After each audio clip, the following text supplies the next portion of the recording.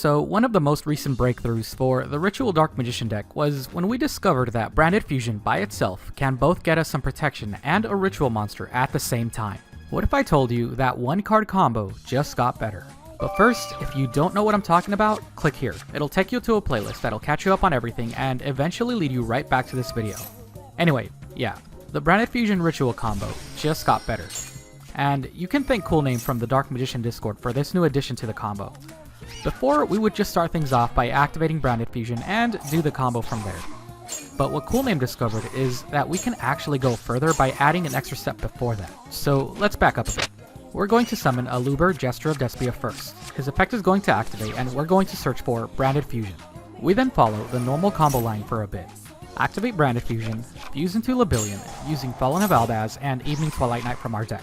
Once Labillion hits the board, activate its effect. Discard any card you don't need in your hand and fuse again, this time into Albion, using Fallen of Albaz from your grave and Labillion from your field.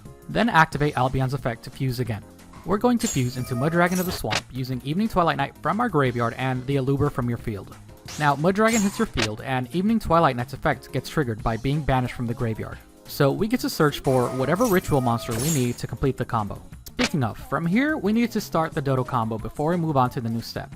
If you're a subscriber, you know this next part pretty well, and if not, then you should subscribe. We're almost at 1,000 and we could really use your help. Activate Chalice Slime, discard any card you don't need in your hand, special summon Candle, search for Incantation Inception, activate Inception, ritual summon Magician of Chaos, activate Inception's grave effect, tribute Candle as we normally would, and now we add the new thing that Coolname came up with.